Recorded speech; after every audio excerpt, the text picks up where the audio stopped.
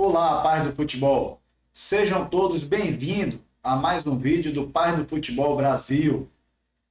Nesse vídeo, vamos falar o que é o método Coever, o porquê que ele é conhecido no mundo inteiro e o que é que ele defende enquanto melhoria de habilidade de um atleta de futebol. Acompanhe até o final.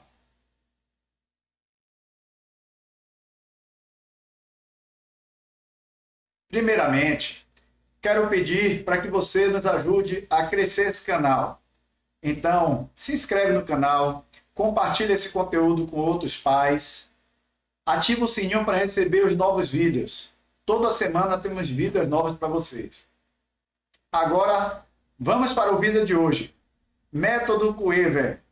O método Coever é um treinamento de futebol que se inspira num técnico holandês chamado Will Coever.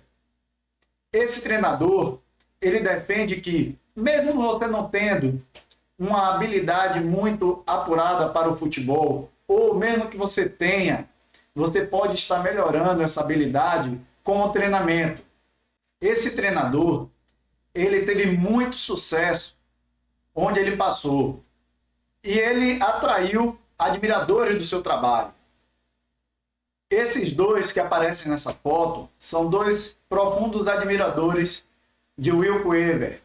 E eles pegaram essa mentalidade, essa filosofia do treinador Will Coever e criaram um sistema de treinamento, um método de treinamento.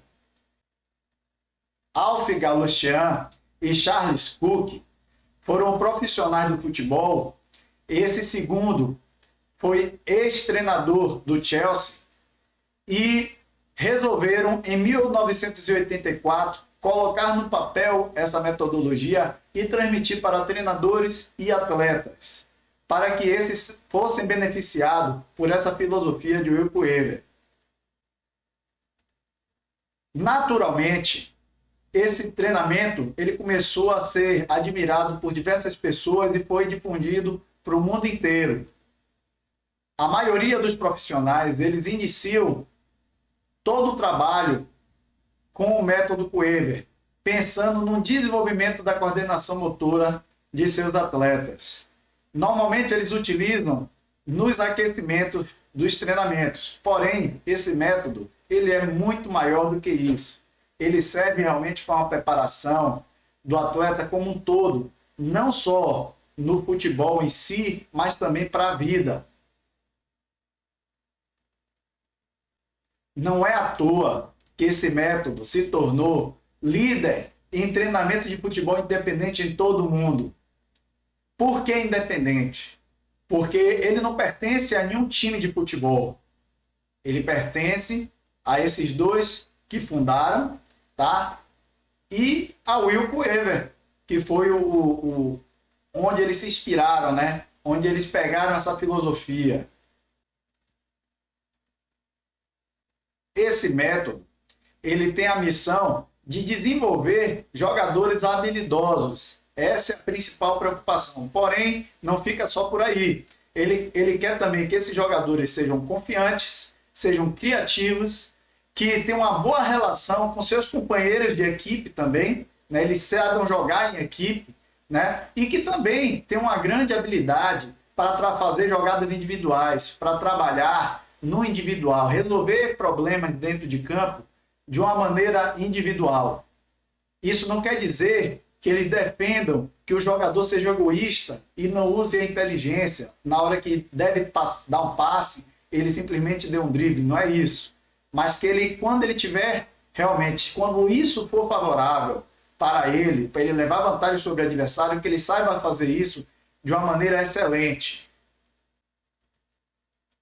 O método Coever, ele é dividido em 3 fases. A primeira fase, que é focada para meninos de 4 a 6 anos, ele defende que é muito importante essa relação com a bola. A criança ela deve ter contato com a bola até que a bola não seja mais um objeto estranho para ela, que ela tenha total domínio dos movimentos do seu próprio corpo e também dos movimentos que ele pode fazer com a bola. e ele inicia bem cedo, simplesmente com o prazer de jogar. Na fase 2, já com uma certa intimidade com a bola, ele vai trabalhar outras habilidades essenciais. A principal habilidade que eles focam é o domínio de bola, que é a base para qualquer jogador que esteja em qualquer posição. Nessa fase, ele foca no desenvolvimento individual do jogador. Toda a tática, técnica, individual é focada nessa fase, que vai dos 7 aos 11 anos. Porém, eu quero falar uma coisa importante aqui. Apesar deles traçarem uma certa idade para se focar essas fases, isso é muito relativo. Não sei se vocês já ouviram falar sobre idade biológica e idade cronológica. Vou explicar um pouquinho para você. A idade cronológica, ela é medida desde o ano do nascimento, aquela data em que o indivíduo nasce, e a data em que ele se encontra no dia de hoje. Por exemplo, eu nasci em 77 e hoje a minha idade cronológica é 43 anos. Porém, a idade biológica, ela vem falar de uma maturação do indivíduo. O desenvolvimento dos órgãos, o desenvolvimento do cérebro e todo o organismo do indivíduo. Então, só para vocês entenderem melhor, um indivíduo em que tem, por exemplo, 11 anos, ele pode ter uma idade biológica de maturação mais atrasada em torno dos 9 anos. Normalmente essa diferença pode chegar até 2 anos de diferença, para mais ou para menos. Então, um de 11 anos, ele pode vir a ter, não é obrigatório isso, mas ele pode vir a ter uma idade biológica maturacional de 9 anos. E também ele pode vir a ter uma idade maturacional de 13 anos, 2 anos de diferença. Não sei se vocês já identificaram isso em seus filhos, mas é importante identificar e respeitar. Cada um tem o seu desenvolvimento. E apesar dele colocar aqui essa fase 1 como 4 a 6 anos, pode ser que chegue um pouquinho mais, até os 8 anos, sem problema. Ok? Vai muito do desenvolvimento do seu filho. A fase 3 se foca no desenvolvimento de equipe. Todas as atividades onde tem relação com companheiros de equipe é importante nessa fase já ser trabalhada. E é uma base para outros trabalhos que vêm lá na frente. A filosofia do treinador Coever é que se você trabalha o indivíduo em pequenos grupos, você vai ter benefícios no esporte coletivo. E realmente ele tem muita razão em falar sobre isso. O futebol, apesar de ser jogado 11 contra 11, as jogadas normalmente acontecem em grupos menores. A bola transita numa certa região do campo com um grupo de, no máximo, aí, normalmente 5 jogadores da própria equipe e 3, 4 jogadores da equipe adversária. E essa bola vai passando por regiões do campo e novos grupos vão sendo formados para a participação dessa jogada. Não quero dizer com isso que os outros jogadores desses 11 não jogam, eles jogam. Porém, as principais jogadas estão nesses jogadores. Por que eu estou falando isso? Porque até o goleiro, quando está acontecendo uma jogada de ataque, ele tem que estar participando, ele tem que estar fazendo a cobertura dos zagueiros, ele tem que estar ali atento ao contra-ataque do time adversário, tem que estar orientando sua linha defensiva para não ficar sem foco, porque se perder a bola, eles têm que estar mais ou menos posicionados de uma maneira que evite esse contra-ataque.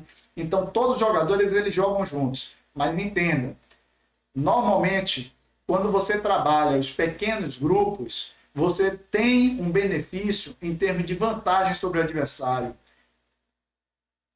Na verdade, essa metodologia de trabalho foi quem deu hoje a base para diversos métodos de treinamento que hoje são utilizados. Voltando aqui a nossa apresentação, o método Coever, ele defende o desenvolvimento do jogador através de uma pirâmide do desenvolvimento, onde o jogador ele tem que respeitar cada fase de desenvolvimento. O profissional que utiliza esse método de treinamento, no início de um trabalho com o jogador, ele deve focar no chamado controle de bola, que está na base dessa pirâmide. Essa é a base do trabalho. Sem um controle de bola, fica difícil o desenvolvimento de outras habilidades. Então, precisa-se ter isso bem desenvolvido para que outras habilidades sejam desenvolvidas. Porém, o trabalho do método Coever não é simplesmente trabalhar jogadores habilidosos. Como eu falei, ele trabalha também a parte mental do jogador, a parte psicológica. Então, nessa primeira fase, ele ensina o trabalho árduo, a responsabilidade. Cada jogador ele deve ser responsável por desenvolver sua habilidade. Ele deve ser responsável por ajudar a sua equipe. E para isso ele precisa desenvolver essas habilidades. Normalmente, o método Coever, ele foca no trabalho coordenativo com bola. Porém, ele faz também exercícios sem bola. O que ele quer é dar uma base consistente em termos de coordenação motora. E coordenação motora ela é muito importante para o desenvolvimento da técnica, dos fundamentos do futebol. A coordenação motora nada mais é do que você pensar em fazer algo e seu corpo responder a isso de uma maneira bem eficiente. Então, quando temos uma coordenação motora bem desenvolvida, fica fácil, mais fácil, desenvolver qualquer tipo de movimento do nosso corpo. A segunda base dessa pirâmide, também com muita importância, é o domínio e o passe. Após desenvolver um bom controle de bola, temos que focar nesse jogador saber receber a bola sem perder o controle dela e tocar para os seus companheiros de equipe. Isso já é um trabalho de base para se ter um trabalho lá na frente coletivo. Praticamente, se a gente não tem jogadores que saibam ter um bom domínio e ter um passe, fica muito difícil o jogo acontecer. Então é muito importante se desenvolver essa base. Como forma de desenvolver um jogador completo, essa fase também trabalha muito a questão de comunicação. E não fala simplesmente de comunicação verbal. A comunicação verbal é muito importante dentro de campo. Eu fiz um vídeo falando sobre as posições dos jogadores em campo. Quem não assistiu, vale a pena. Vai lá no nosso canal. Esse vídeo está disponível. Nas redes sociais também está disponível. Vai lá e assiste, que é bem bacana. E falamos sobre a importância de uma boa comunicação em campo.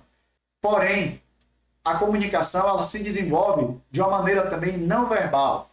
Por exemplo, um jogador ele pode pedir a bola de uma maneira mais avançada, pensando em progredir com velocidade. E essa jogada ela é mais eficiente quando essa bola é tocada mais na frente. Então, pela posição do braço, ele pode sinalizar para seu companheiro que quer a bola na frente dele e não em cima dele. No caso do jogador querer que a bola seja recebida nele mesmo, ele faz o sinal para que o toque seja para ele, na direção dele. Normalmente isso é feito para uma manutenção da posse de bola e uma circulação de bola mais rápida e eficiente. E isso é muito importante. Tem diversas comunicações que temos dentro de campo. Gestual, posição de braço, jogadas ensaiadas, ou seja, uma infinidade de formas de nos comunicar. Mas isso é assunto para um outro vídeo. Vamos continuar a nossa apresentação aqui do método Coever. A terceira fase dessa pirâmide de desenvolvimento é o desenvolvimento de atividades de confronto de um contra um, tanto ofensivo como defensivo. Isso vai ser muito importante para desenvolver algumas habilidades individuais, inclusive táticas individuais, importantes para o jogador. Com a atividade de um contra um, ofensivamente, o jogador que está com a posse de bola, ele vai desenvolver uma proteção da bola, uma manutenção melhor dessa bola, como ele deve chegar e ludibriar o adversário para estar vencendo esse adversário. Ele vai aprender a criar espaço, a ter o tempo certo de avançar, acelerar para poder passar pelo adversário, vencer o adversário, e o momento certo de fazer a finalização de média a longa distância. Também essas atividades vão desenvolver nele muita confiança e criatividade. Subindo mais essa pirâmide, indo para o topo dela, vem a velocidade, também muito importante. Na verdade, a velocidade ela é fundamental em praticamente todas as posições dentro de campo. O futebol hoje é muito veloz, mas essa velocidade não pode ser entendida somente como a velocidade do nosso corpo físico. Não, é uma velocidade também mental, em tomada de decisão, inteligência de jogo, uma tomada assertiva e em curto espaço de tempo. O futebol antigo, ele era um pouco mais lento. Hoje constatamos que o futebol é muito mais rápido. O jogador, antes mesmo que toque na bola, ele já deve saber o que tem que fazer com ela. Então, são desenvolvidas atividades onde se vai trabalhar isso, tomada de decisão, aceleração, desaceleração, agilidade com e sem a bola. Esse tipo de atividade ensina principalmente aos jogadores competitividade, ele querer ganhar. As atividades mais apropriadas para se trabalhar a velocidade são atividades de transição ofensiva e defensiva. Jogadas de contra-ataque, ataque rápido, são atividades que são focadas nessa metodologia para se trabalhar a velocidade. Outra parte dessa pirâmide de desenvolvimento é a finalização. Deixa eu explicar só uma coisa. A finalização, que é feita no confronto do 1 contra 1, normalmente é uma finalização de média longa distância. Pode acontecer algumas finalizações a curta distância. E no jogo de confronto de 1 contra 1, pode também não acontecer finalização. Existe atividade em que a gente desenvolve colocando simplesmente uma linha para que o jogador ele passe quando ele vence o adversário.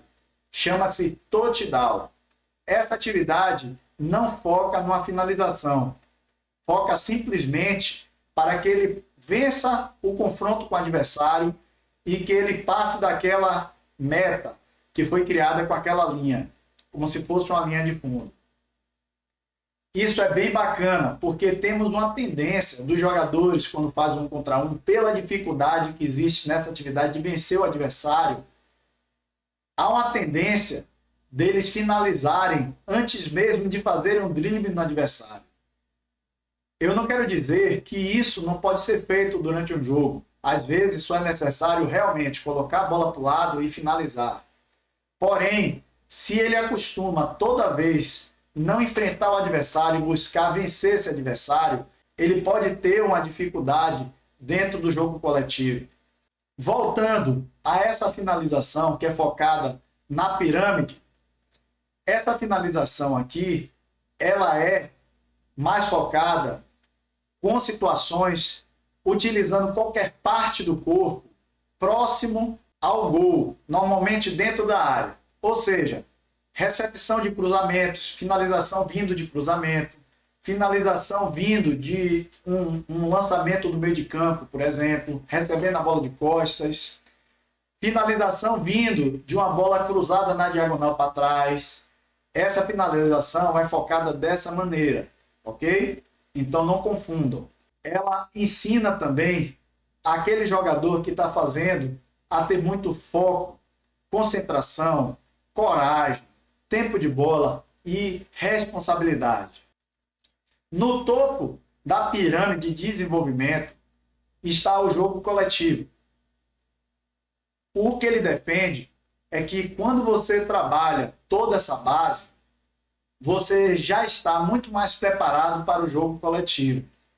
Isso não quer dizer que o profissional ele não possa fazer o jogo coletivo. Ele pode fazer o jogo coletivo. porém ele deve focar na base e no desenvolvimento dessas etapas anteriores. O jogo coletivo vai testar tudo que foi aprendido antes, vai colocar isso numa situação próxima à situação do jogo formal. Porém, nessa etapa da pirâmide, não quer dizer que você só faça o jogo 11 contra 11, no caso do futebol de campo oficial.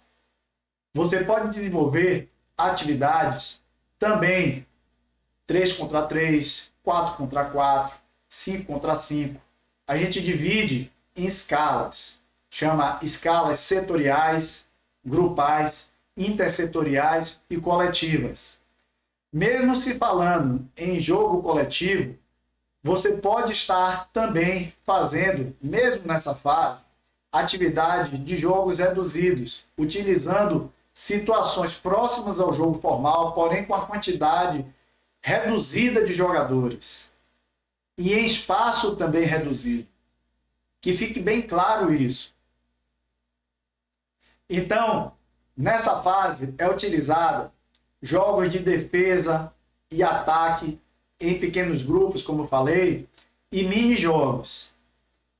E isso aqui vai trabalhar muito a questão de equipe e dar uma consciência da importância desse trabalho de equipe, que um jogador só não vai ser suficiente para o sucesso. Então é isso.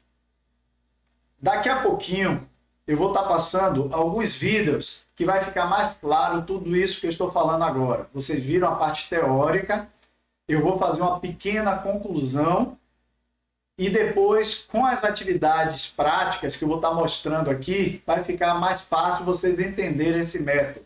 Só resumindo um pouco do que foi falado antes, esse método, ele foca que os treinadores eles devem desenvolver não só o jogador, mas sim, antes do jogador, a pessoa, o indivíduo. A gente chama, o ser cidadão. Aquela pessoa de caráter, bom jogador, que respeite o adversário, respeite o treinador, que respeite as limitações de cada um, que incentive os seus colegas de equipe. É essa a visão dessa metodologia tão rica. Ele defende também que as equipes e os jogadores que estão aí na mídia, já consagrados, eles dão bastante informações, eles dão bastante suporte para os trabalhos que são desenvolvidos nessa metodologia. Os trabalhos que são desenvolvidos nessa metodologia podem se basear em movimentos, dribles desses jogadores. Ela foca na construção de uma mentalidade de ataque, uma mentalidade de futebol agressivo, um futebol objetivo. Eu não sei se vocês já viram, tem algumas equipes que elas mantêm a posse de bola bastante, porém elas são pouco objetivas. Esse método, ele defende que a posse de bola ela tem que existir sim, porém ela tem que ser objetiva, se buscando criar espaços para se fazer o ataque.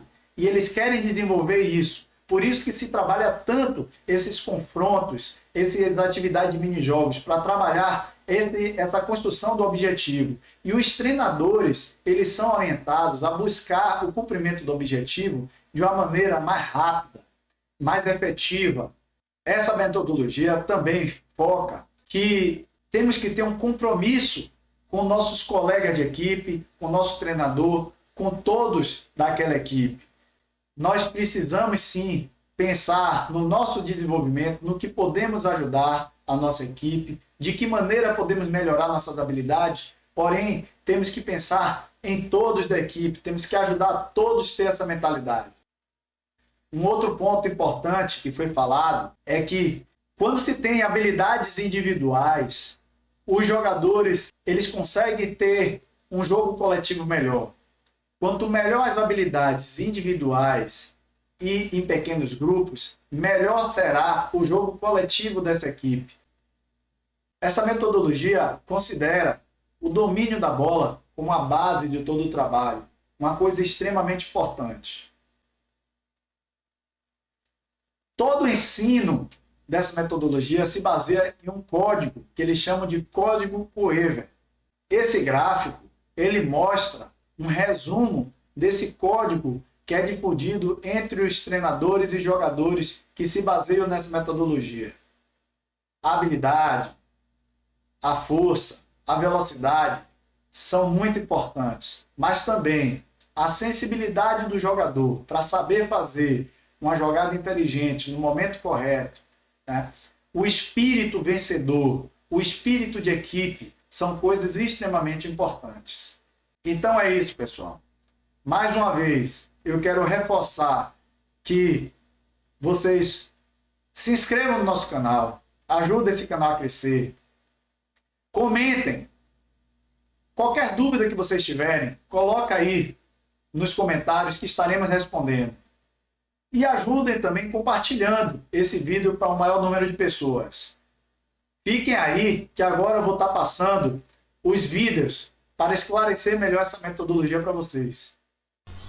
Muito bem, nesse vídeo nós vemos um trabalho de bola chamado espelho, né? Um jogador, que é o da esquerda, está tentando imitar o movimento que o outro jogador está fazendo com a bola, como se fosse um espelho. Nessa atividade, o jogador está fazendo a mesma atividade de espelho, só que sem bola.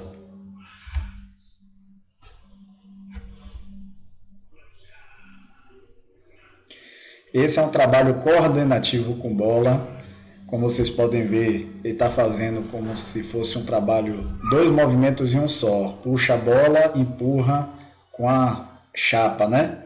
Puxa com a sola do pé, empurra com a chapa. Esse é um trabalho de condução em velocidade com giro. É um trabalho muito feito, né? Em campo, quando se está jogando. Trabalho com parada e mudança de direção. São trabalhos considerados trabalhos de coordenação. Esse aí pode ser considerado também trabalho de velocidade. Trabalho parecido, só que ludibria o adversário parando e continuando no mesmo sentido. Faz uma finta, né? Quase uma finta aí.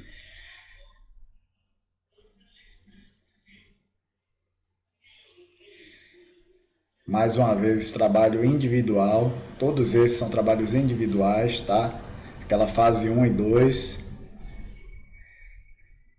Aí pode ser considerado trabalho de mudança. Trabalho de 1 contra 1, onde quem ataca depois já muda de comportamento para defender a equipe que está saindo do outro lado. Muito rica essa atividade. Quem está atacando pode atacar qualquer um dos 2 golzinhos, forçando a quem está defendendo cuidar de 2 espaços ao mesmo tempo. Uma variação aí, fazendo correr um pouco mais, trabalho de velocidade. O foco nessas atividades é velocidade. Porém, está tendo também o confronto de 1 contra 1, né?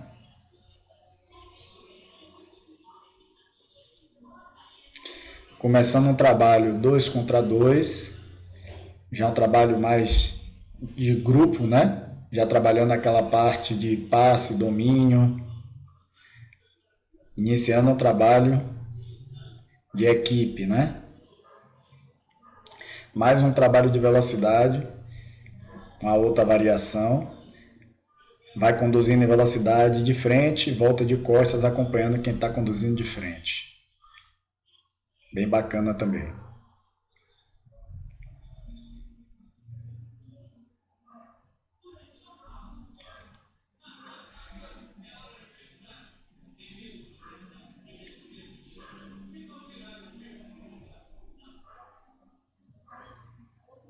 Uma variação dessa atividade,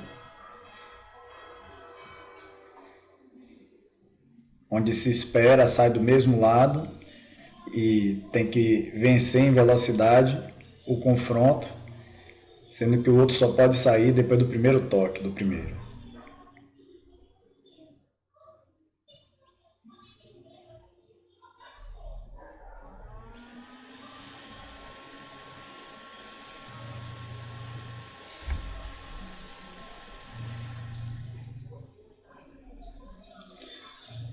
trabalho parecido com o anterior, só que agora já com o objetivo de passar pelo gol.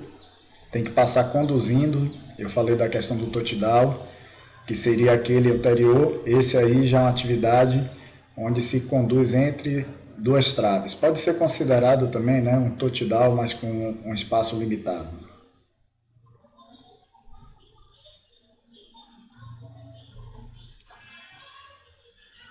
Mesma atividade de confronto, só que utilizando a bola para seu objetivo a ser atingido, né? Trabalhando a precisão também dessa finalização aí.